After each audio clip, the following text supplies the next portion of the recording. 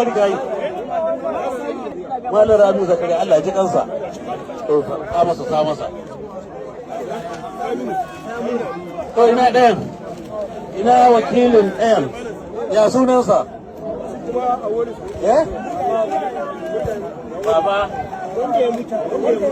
Abu Mikail awwal ko to ga Naira miliyan 2 a kai wa iyalinsa a yi masa addu'a Allah kuma ya ji kansa sannan marasa lafiya su kuma su 5 ne aka gaya mana su kuma kowanne wuri na guga wuri naira na karo da naira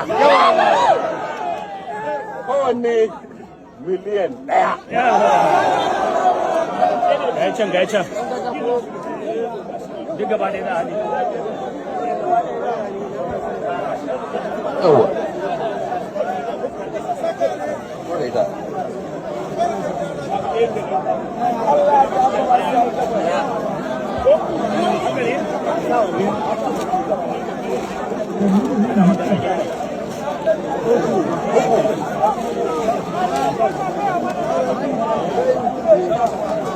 I want to tell you that the agreement between the British and the Fulani has collapsed. And the only person that collapsed it is Trump. I want the world to understand this. So our message to these foreign terrorist organizations is we will treat you like we have treated Al-Qaeda. We will find you, we will map your networks, we will hunt you down, and we will kill you. We know exactly who these people are.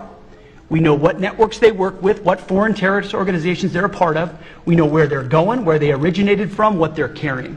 And they know we know. So the Department of War is not going to degrade or just simply arrest.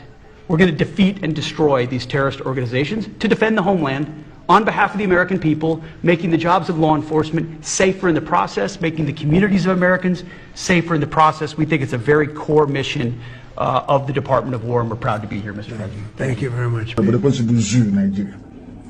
Nigeria ma dosa ya Chineke na de ngosi onye ọbụla na-ekpe ekpere ka Nigeria wee wuru ofu nna nke bridge ndị dị etu a wee laa ha n'iyi Chineke na kiwe biko da kiwe kpọọ ha ọkụ kpọọ ha ọkụ kpọ ezinụlọ ha ọkụ